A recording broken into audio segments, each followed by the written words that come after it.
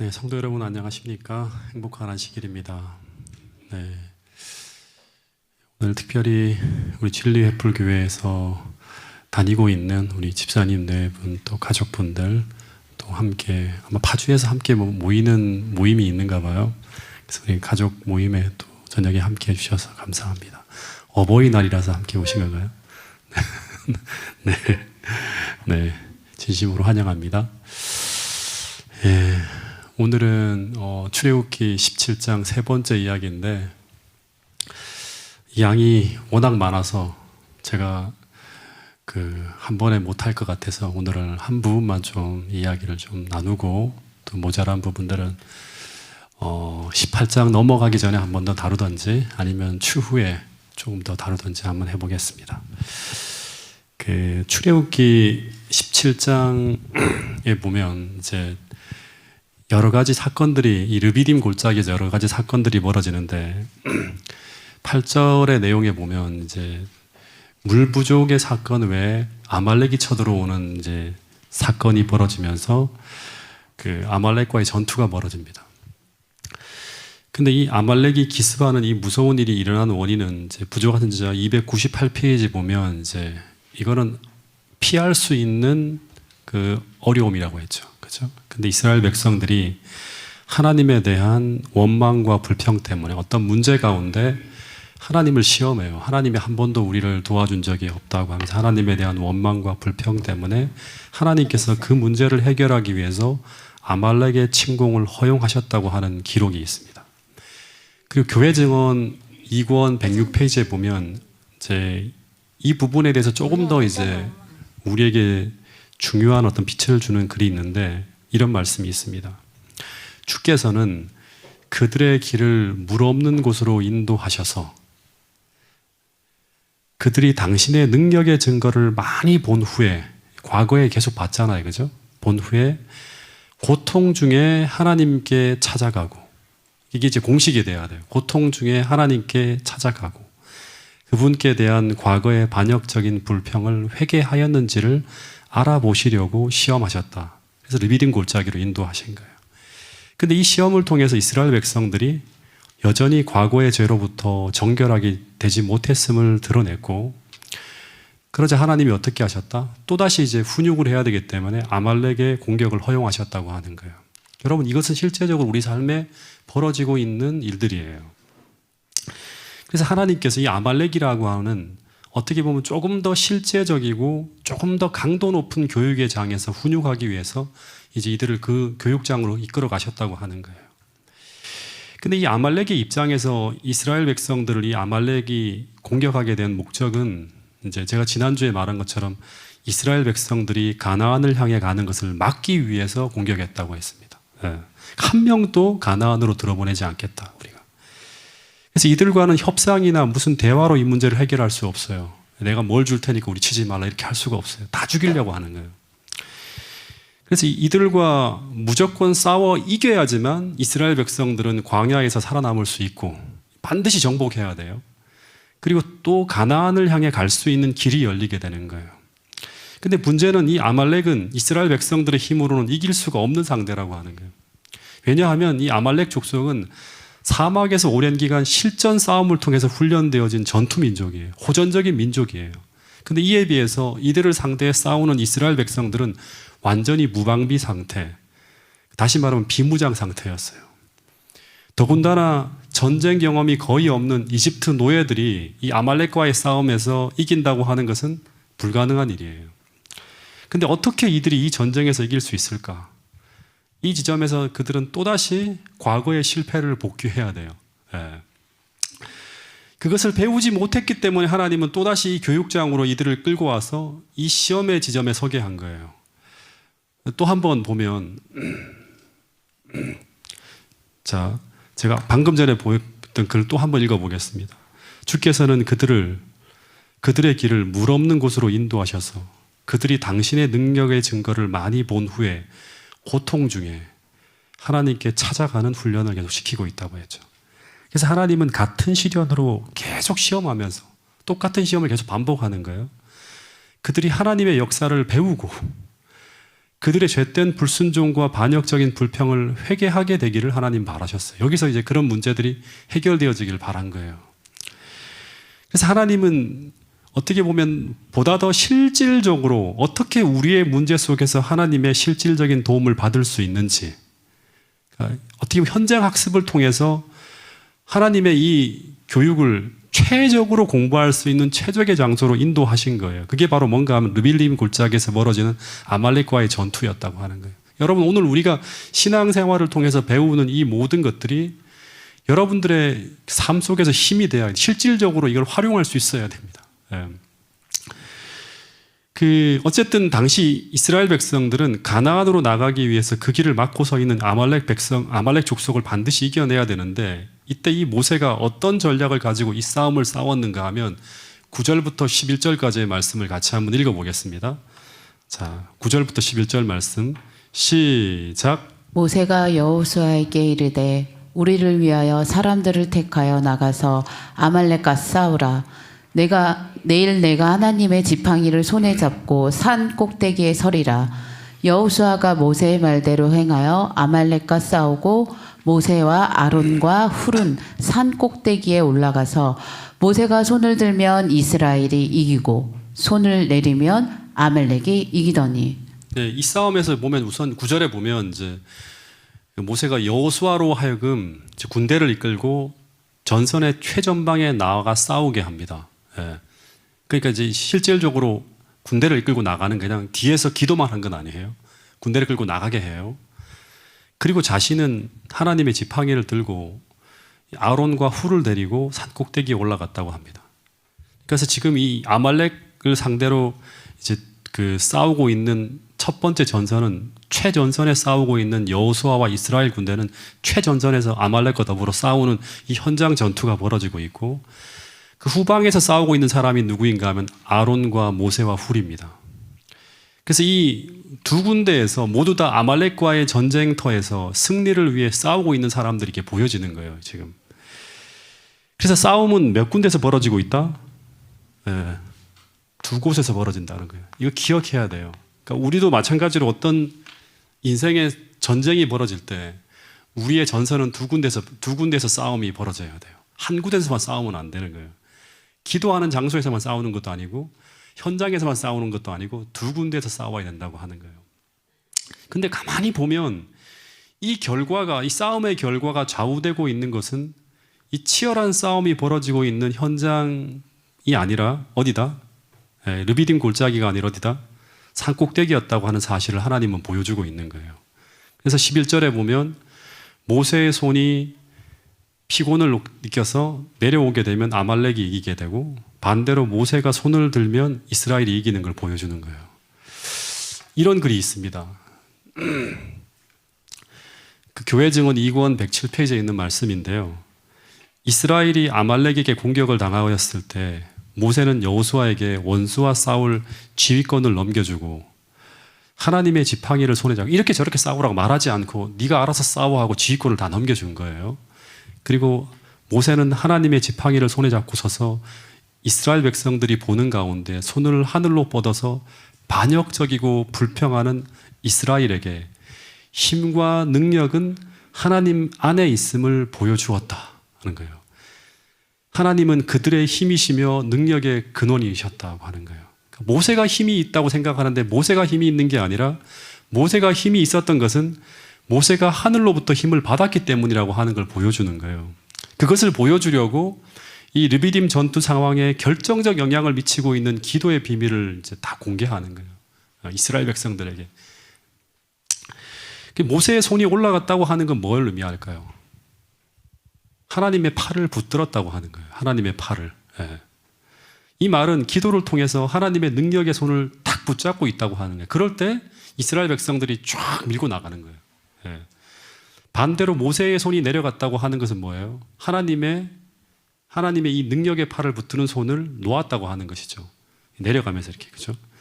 근데 그 동시에 현장에서도 아말렉과의 싸움에서 밀리는 일이 벌어지고 있는 거예요. 근데 이것은 너무나 중요한 교훈을 우리에게 주고 있습니다. 예. 이 한 장면을 통해서 하나님은 우리 인생의 모든 싸움에서 우리가 어떤 방법으로 우리가 하나님의 능력을 공급받을 수 있는지, 그리고 어떻게 우리가 우리 힘으로 이길 수 없는 아말렉 같은 존재와의 싸움에서 우리가 밀리지 않고 이겨낼 수 있는 것인지를 이 르비딤 골짜기에서 벌어지는 이 장면을 통해서 하나님 우리에게 말씀하고 있는 거예요. 예. 여러분, 이 이야기를 통해서 기도의 중요성을 여러분 꼭 배울 수 있게 되기를 간절히 바라겠습니다. 누가복음 9장에 보면 이 변화산에서 예수님이 내려오셨을 때 그 산 아래에서 한 아버지가 귀신 들린 아들을 고쳐달라고 데리고 왔는데 이 제자들이 고치지 못해요. 이 귀신의 이 막 날뛰는 힘에 막 밀려서 막 제자들이 막 도망가요. 이렇게 막. 예. 소동이 벌어집니다. 그래서 막 바리새인들과 이런 사람들을 막 비웃고 막 놀리고 하는 그런 일이 벌어집니다. 그때 예수님이 이제 그 산 아래에 도착하십니다. 그리고 그 아버지가 자신의 아들을 데리고 와서 귀신을 쫓아내 달라고 합니다. 제자들한테 얘기했는데 쫓아내지 못하고 있다고 하면서 막 얘기를 해요. 그래서 예수님이 이런저런 이야기를 하면서 고쳐줍니다. 그 후에 이제 제자들이 예수님께 나와 묻습니다. 뭐라고 묻는가 하면 왜 주님은 되는데 왜 우리는 그 귀신을 쫓아내지 못했습니까? 라고 묻습니다. 그때 주님의 대답이 아주 간단합니다. 누가복음 9장 28절 29절에 보면 집에 들어가심에 제자들이 조용히 묻자오되 우리는 어찌하여 능히 그 귀신을 쫓아내지 못하였나이까. 예. 이르시되 예수님이기 때문에 되고 너는 제자들이기 때문에 안 된다. 이게 아니에요. 이르시되 기도 외에 다른 것으로는 이런 종류가 나갈 수 없느니라. 다시 말하면 예수님이 그 변화산 꼭대기에서 하나님을 경험하며 하나님의 능력으로 충만해져서 하나님의 팔을 굳게 붙잡고 있을 때 산 아래 내려와서 그 모든 일들을 행하시기에 능하셨다고 하는 것이죠. 여러분, 이 말은 어떤 말인가 하면 우리가 이 귀신과의 싸움에서 승리할 수 있는 유일한 길은 우리의 힘과 능력의 근원이신 하나님의 팔을 기도로 붙드는 방법밖에 없다고 하는 것입니다. 여기에 우리의 현실에서의 성공과 실패가 달려있다고 하는 거예요.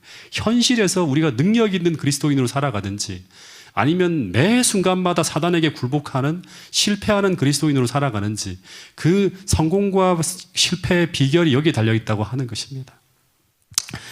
여러분, 그래서 우리 인생에서 전쟁과 같은 상황이 벌어질 때 또다시 말하지만 우리는 두 곳에서 싸워야 한다고 하는 것을 잊어서는 안 된다고 하는 것입니다.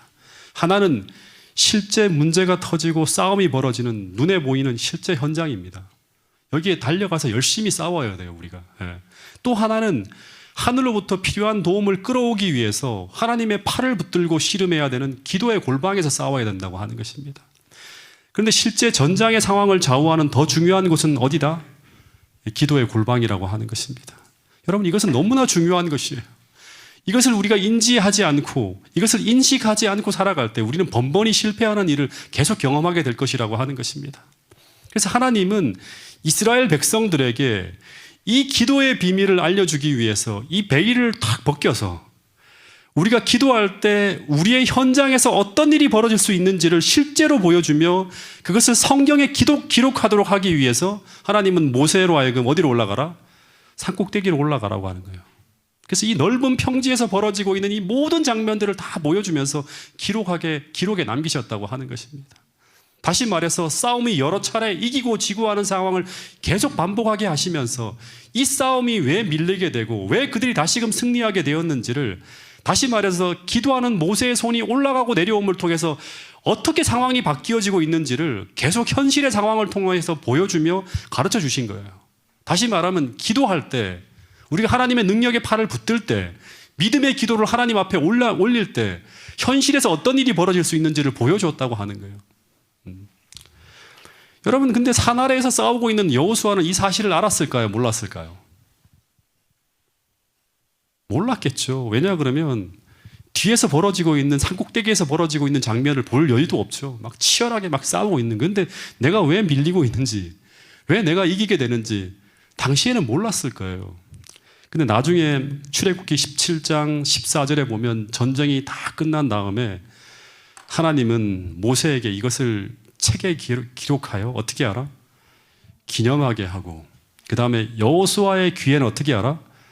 외워서 들리게 하라고 하는 거예요.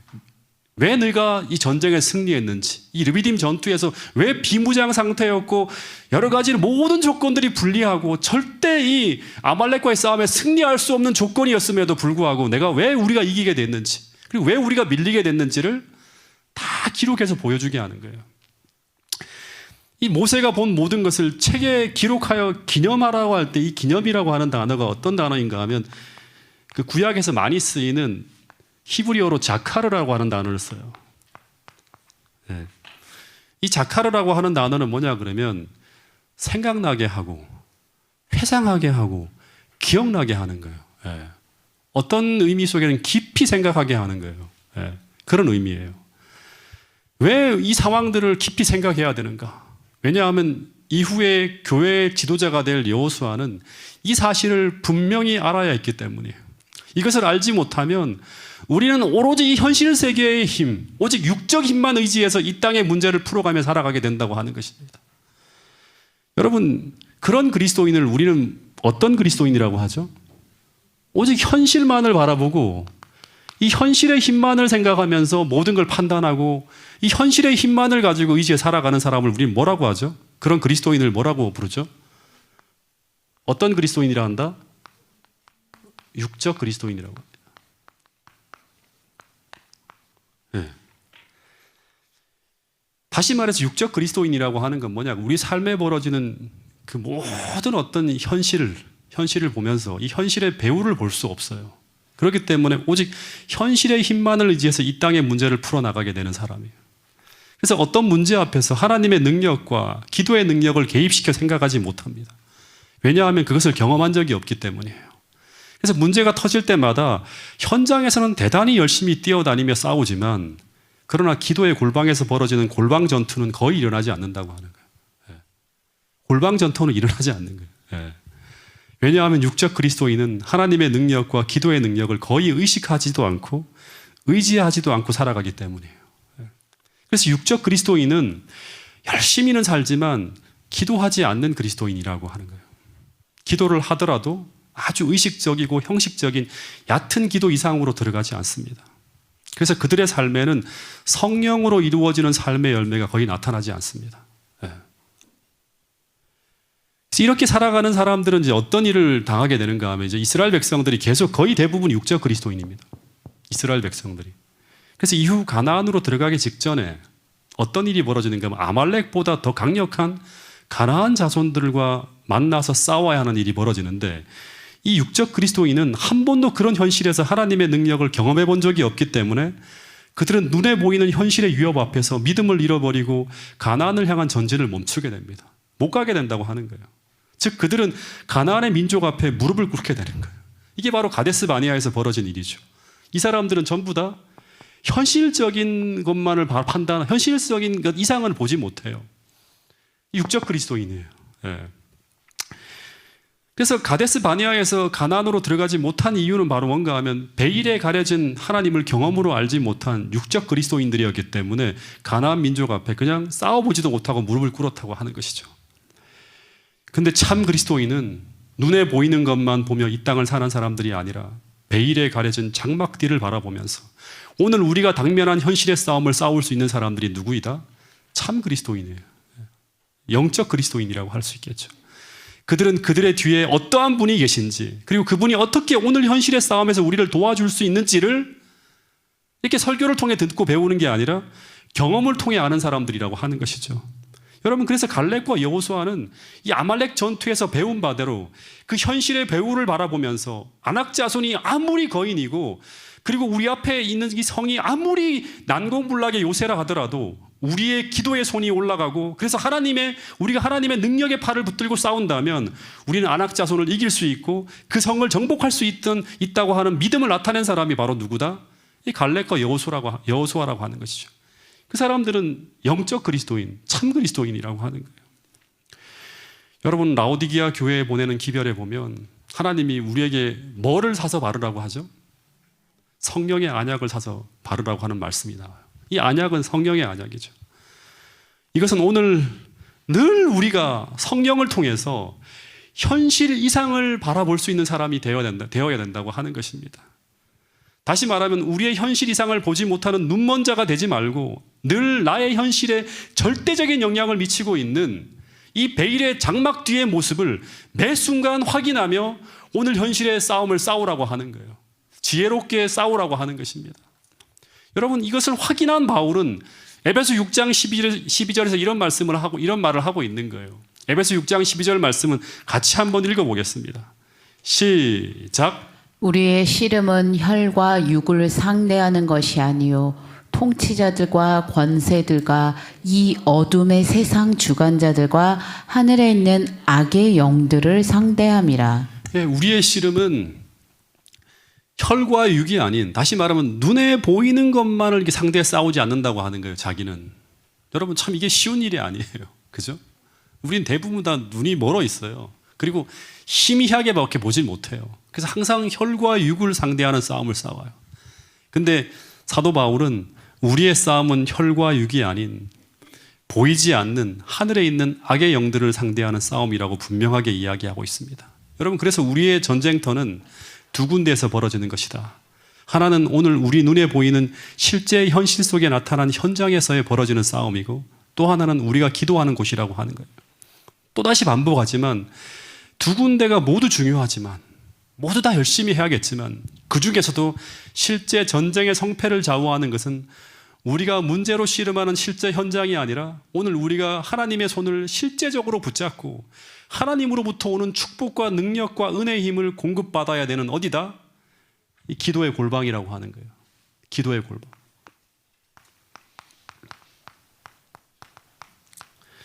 이 골방 전투에서 승리해야 된다고 하는 것입니다. 예. 여러분, 또 하나 이제 이 이야기를 통해서 우리가 배워야 할 몇 가지 교훈을 좀 찾아봐야 되는데, 막 싸움이 급박하게 흘러가면 우리는 어떻게 되는가 하면 이 복잡하고 급박한 문제 속에 매몰되어집니다. 거기에 탁 파묻혀버리게 되면, 우리의 마음이 확 사로잡혀 버리면 우리는 한 지점의 상황이 전부인 것처럼 보이게 돼요. 그러면 우리는 어디를 포기한다? 이 골방을 포기하게 됩니다. 예. 거기에 끌려가는 거예요. 마음을 다 내어주고. 그래서 그 상황에 매몰되어지지 않기 위해서, 다시 말해서 우리의 상황을 보다 더 넓게 볼 수 있기 위해서 우리는 어디로 올라가야 된다?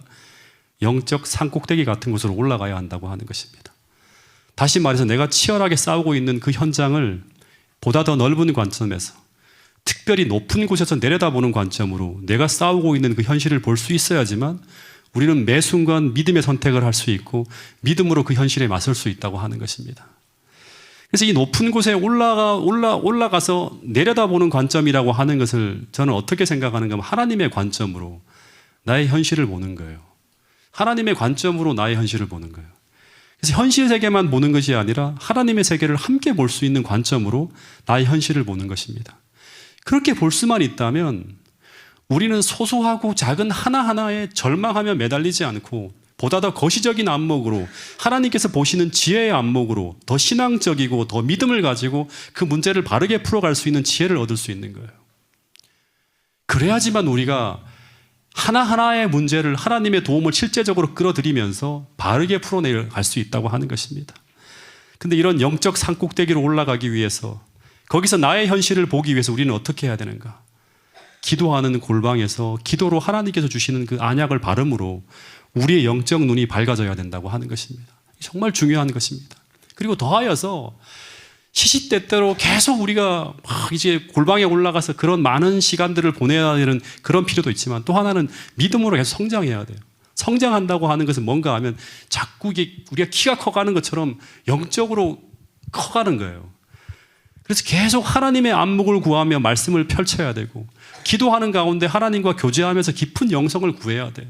그럴 때마다 우리의 시야가 계속 높아지면서 멀리까지 볼 수 있는 영적 시야가 열리게 되는 거예요.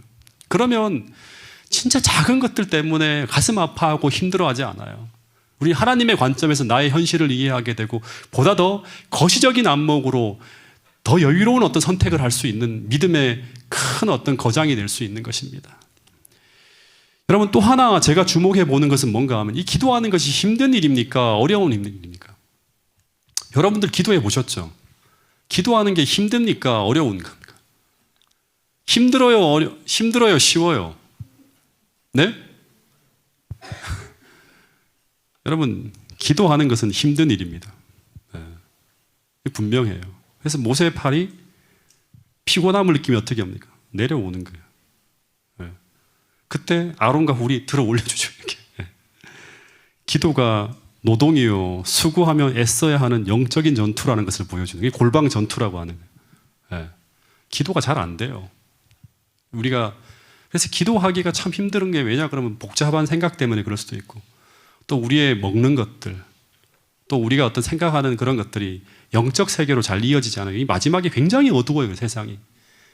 그래서 우리가 자꾸 이 기도가 진짜 무슨 뭐 될까? 기도해도 잘 안 되는 것 같이. 왜냐하면 진짜 하나님의 팔을 붙들어 본 적이 없기 때문에 기도해도 맨날 현실이 달라진 적이 없는 것 같은 그런 느낌이 오니까 기도하지 않는 거예요. 여러분, 근데 그래서 이 골방 전투는 영적 전투가 벌어지는 곳이에요. 사단은 우리의 기도를 무력하게 만들려고 그래요. 육적 그리스도인을 만들려고 그래요. 그러면 뭐 육적 그리스도인은 1000만 명, 뭐 1억, 2억 돼도 아무런 의미가 없는 거예요. 그래서 이 실제적인 전투 이상의 전투가 벌어지는 곳이 바로 기도하는 골방이라고 하는 것을 우리가 꼭 기억해야 돼요. 이 르비딤 골짜기에서 벌어진 사건을 통해서 하나님이 우리에게 가르쳐주는 중요한 교훈입니다. 그래서 성경에 보면 기도에 힘쓰라고 하는 말이 굉장히 많이 나옵니다. 사도행전 2장 42절에 보면 그들이 사도의 가르침을 받아 서로 교제하고 떡을 떼며 오로지 기도에 어떻게 한다? 기도하니라고 하는 표현을 내는데 기도에 힘썼다고 하는 말은 뭔가 하면 이 골방 전투처럼 지금 치열하게 앞에서 유대교와 맞서 싸워야 되고 그 다음에 수많은 어떤 그런 이 복음 전선의 어떤 그런 전투가 벌어지고 있는 상황 속에서 하나님의 뜻을 이루어가기 위해서 어떻게 했다? 기도에 힘썼다고 하는 말이 나옵니다. 사도행전 6장 4절에도 보면 우리는 오로지 기도하는 일과 말씀 사역에 어떻게 한다? 힘쓰겠다 하는 거예요. 힘을 내겠다고 하는 거예요. 로마서 12장 12절에 보면 소망 중에 즐거워하며 환난 중에 참으며 기도에 어떻게 알아? 항상 힘쓴다고. 항상이라는 말을 더 추가했어요. 항상 한순간에도 기도하는 게 기도에 팔을 놓으면 안 된다고 하는 거죠. 에베소 6장 18절 모든 기도와 간구로 하되 항상 성령 안에서 기도하고 이를 위하여 깨어 구하기를 어떻게 알아? 여기도 항상 힘쓰라고 하는 말이 나와요. 여러분 기도에 항상 힘쓰고 계십니까? 네. 혹여 우리의 어떤 삶에 여러 가지 무력한 일들이 자꾸 벌어지고 있다면 여러분의 기도 생활을 한번 점검해 볼 수 있게 되기를 간절히 바라겠습니다. 여러분 예수님이 십자가에 달리기 전에 겟세만이라고 하는 장소로 예수님이 이제 가요. 그래서 예수님이 이 겟세만의 장소는 뭔가 하면 똑같이 이야기하지만 하나님의 전능하신 팔을 붙잡던 기도의 장소였습니다. 그래서 그 기도의 손이 내려오지 않고 그 하나님의 능력의 팔을 붙드는 그 기도의 승리가 똑같이 르비딤의 산꼭대기에서 전투가 해서 승리했을 때 현장에서 밀고 나갔잖아요. 그런 것처럼 그 기도의 승리가 바로 현장에서의 승리, 십자가의 승리로 열매 맺었다고 하는 것을 우리는 잊지 않아야 됩니다. 여기 이때 예수님의 이제 기도에 대한 내용이 나오는데 여기도 또 제가 참 똑같은 얘기가 나와요. 겟세마네에서 예수님께서 어떻게 하셨다? 누가복음 22장 44절에 보면 예수께서 힘쓰고 라고 하는 말이라. 그리고 애써서 막 애쓰며 기도하는 거예요. 더욱 간절히 기도하시니 심지어 어떻게 되었다? 땀이 땅에 떨어지는 핏방울 같이 되었더라. 다시 말하면 거의 막 생명을 걸기까지 하면서 예수님께서 기도에 간절하게 매달 달렸다고 하는 것이죠. 여러분 예수님께서 이 겟세마네 동산으로 가시면서 어떻게 하셨는가 하면 우리가 좀 눈여겨봐야 되는데 이 르비딤 전투에서 모세가 혼자 올라가지 않았죠.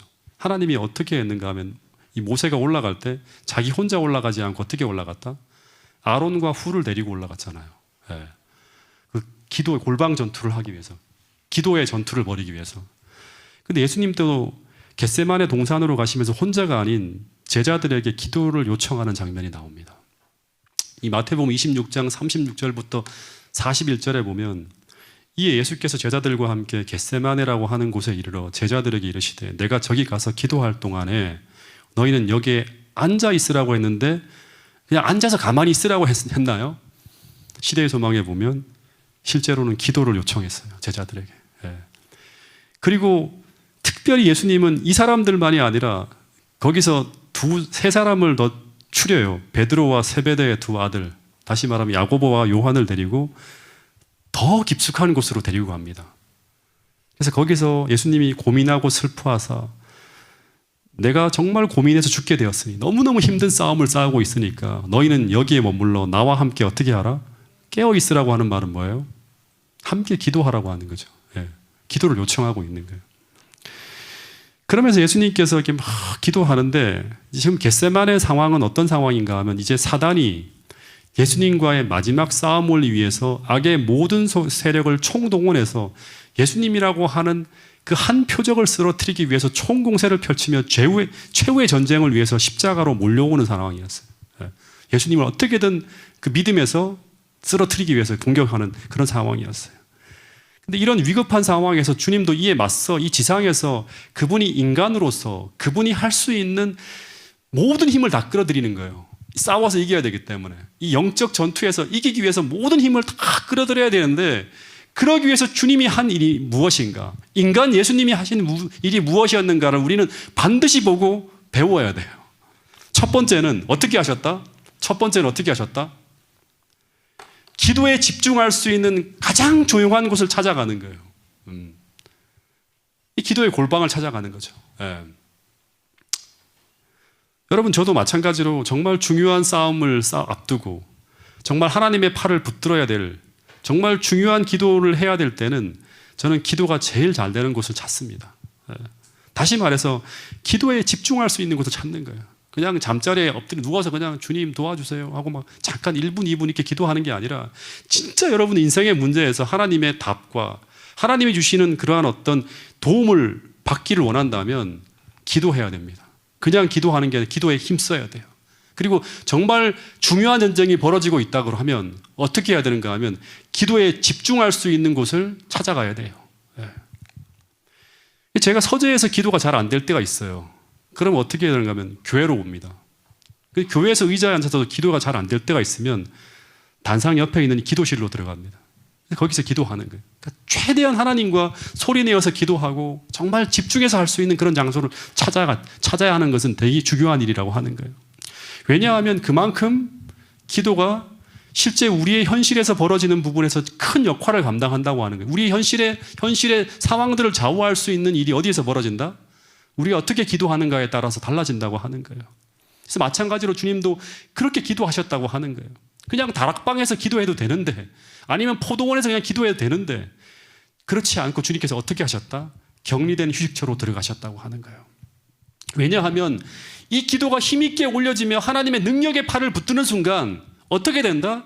그 순간부터 우리는 악마의 모든 암시에서 벗어나게 되고 하나님의 뜻을 구하게 되면서 우리의 현실의 상황이 달라질 수도 있다고 하는 거예요. 어떻게만 하면?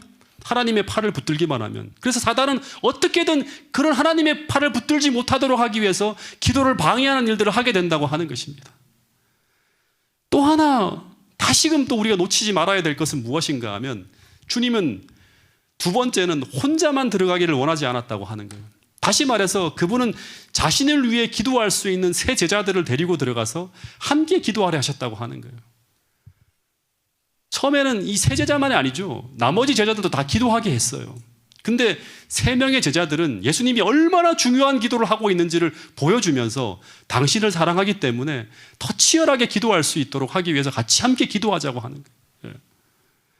여러분, 그래서 왜 이렇게 우리가 기도해야 되는가 하면 혼자 기도하는 것도 중요하지만 두세 사람이 함께 마음을 같이 기도할 때 하나님은 그 기도에 함께 역사하여 주시겠다고 약속하신 그런 말씀이 있죠. 네, 아이고. 마태복음 18장 19절부터 20절 말씀을 제가 한번 읽어보겠습니다. 진실로 다시 너희에게 이르노니 너희 중에 두 사람이 땅에서 합심하여 무엇이든지 구하면 하늘에 계신 내 아버지께서 저희를 위하여 이루게 하시리라. 두세 사람이 내 이름으로 모인 곳에는 나도 그들 중에 있느니라. 여러분, 그래서 이 코로나 시대에 참 우리가 함께 기도하는 게 쉽지 않은 그런 상황에 있지만 우리가 단톡방이라든가 따로 어떻게 보면 기도에 어떤 특별한 도움이 필요한 사람들에게 같이 요청을 해야 되고 또 할 수 있으면 함께 우리가 연합해서 기도하는 그러한 분위기를 만들어야 된다고 하는 것입니다. 여러분, 주님은 연합 기도의 능력을 알고 계셨어요. 자고 있는 제자들에게 몇 번씩이나 어떻게 하죠? 깨우기 위해서 막 달려가면서 필사적으로 함께 기도하기를 원하신다고 하면서 일어나라고 계속 3번씩이나 반복해서 제자들을 깨우는 모습을 우리가 볼 수 있습니다. 물론 이것은 제자들의 신앙만을 위한 것이기도 하지만 이 치열한 사단의 공격이 펼쳐지고 있는 이때 제자들과 함께 기도로 연합하여 싸우기를 원하셨다고 하는 것을 우리는 잊어서는 안 된다고 하는 것입니다. 여러분, 다시 말하지만 예수님 자신의 명운이 걸린 이 싸움에서 사단도 이 싸움을 어떻게 싸우고 있었는가 하면 제자들과 주님이 기도하지 못하도록 기도를 무력화시키는 그러한 공격을 하고 있었다고 하는 것을 잊어서는 안 됩니다. 제자들에겐 잠을 통해서, 예수님에게는 계속 어떻게 하는 거예요? 하나님의 능력의 팔을 붙들지 못하도록, 하나님은 너를 버릴 것이다, 너는 하나님과 끊어졌다, 이런 믿음을 흔드는 잡념을 통해서 기도를 중단시키려 한다고 하는 것입니다. 여러분, 마찬가지로 우리가 기도할 때마다 엄청난 방해를 받을 거예요. 그래서 우리가 10분 기도하는 게 쉽지 않을 수도 있어요. 여러분들이. 왜냐 그러면 수많은 방해를 받거든요. 그래서 더 급한 일이 막 떠오르고, 기도하는 것보다 다른 걸 해야 될 일들이 막 이제 나를 막 이 기도의 자리에서 떠나게 만들기 위해서 계속 그런 일들을 만들 거예요. 또 기도하는 게 무슨 도움이 될까? 이런 생각을 계속 우리로 하게 만들 거예요. 근데 이런 모든 것들을 물리치고 기도에 힘쓰면서 성령 충만함으로 우리가 기도하면서 하나님께서 우리가 무엇을 구해야 될지를 날마다 가르쳐 주시는 성령의 도움을 받으면서 우리가 충분하게 기도할 때, 깊이 회개하며 기도할 때 우리는 하나님의 능력의 팔을 붙들고 있다는 것을 확신하게 되고, 그런 영적인 충만함으로 오늘 현실 속에서 내가 바른 선택을 하며 나갈 때 하나님께서 우리를 도와주시는 현장에서 승리가 이루어진다고 하는 사실을 우리 모두가 잊지 않게 되기를 간절히 바라겠습니다. 여러분, 그래서 이 겟세마네 전투는 르비딤 골짜기에서 벌어진 산꼭대기 전투의 전형이라고 하는 것입니다. 사단은 이 십자가라고 하는 싸움을 앞두고 이 겟세마네라고 하는 산꼭대기 전투에서 어떻게든 예수님의 기도의 손이 내려오도록 만들려고 하고 있었어요. 그래서 예수님이 어떻게까지 하는가 하면, 주님 할만하시거든, 이 잔을 내게서 지나가게 해달라고, 그런 기도를 할 때 손이 막 거의 내려올 뻔하는 거죠. 그죠? 그리고 하나님이 나를 버리셨다는 생각을 하면서 더 이상 기도를 멈출 뻔한 어떤 그런 상황들이 막 위기가 찾아오는 거죠. 그럴 때마다 주님께서 끝까지 이 기도의 손을 들어 올려서 하나님을 붙들려고 하고 있었다고 하는 사실이에요. 그래서 끝까지 계속 기도할 때마다 어떤 기도를 하십니까? 그러나 나의 뜻대로 마옵시고 아버지의 뜻대로 하옵소서 하면서 끝까지 치열하게 기도해서 이 기도의 손을 들어 올려서 하나님을 붙들려고 할 때 마침내 그 기도의 끝에 어떤 일이 벌어지는가 하면 하늘에서 이 십자가를 감당할 힘을 받게 됩니다. 그러니까 모세가 그 힘을 받았고 이스라엘 백성들이 그 힘을 받았던 것처럼 그 영적인 파워를 받게 돼요. 그게 바로 뭔가 하면 하늘에서 천사가 쫙 빛을 비치며 내려오는 거예요. 그러면서 폭풍은 사라지지 않았지만 그 폭풍을 지나갈 힘을 얻고 당당하게 십자가 앞으로 나가서 우리를 위해서 인류의 그 모든 죄짐을 짊어지고 예수님이 돌아가시는 십자가에서 승리가 바로 겟세마네의 전투에서, 다시 말하면 르비딤 산꼭대기 전투에서의 승리가 현장의 승리를 가져갔다고 하는 사실입니다. 여러분, 오늘도 마찬가지로 예수님이 인간으로서 기도로서 말미암아 그 모든 일들을 물리치고 승리하셨던 것처럼 오늘도 우리 현장에서 수많은 어떤 그런 싸움들이 벌어지고 있는 이 치열한 전투에서 우리가 무슨 힘을 가지고 싸워야 될지 다시 한번 생각해 보시면서 우리 자신의 위치와 기도의 능력을 꼭 경험할 수 있는, 그걸 믿을 수 있는 여러분과 제가 될 수 있기를 간절히 바라겠습니다. 마지막으로 한 예화만 좀 말씀드리고 마치도록 하겠습니다. 기도에서 이기면 현장에서 이긴다. 이걸 여러분 머릿속에 좀 집어넣었으면 좋겠고요. 한 외국인이 이제 아메리카 대륙으로 건너가는 배를 타고 있었다고 합니다. 근데 이 사람의 손가방에는 말린 청어하고 치즈, 크래커가 들어있었대요. 근데 이 사람이 이제 이 밥을 사 먹을 돈이 없어갖고 이제 그것을 가지고 식사를 대신하려고 하고 있었어요.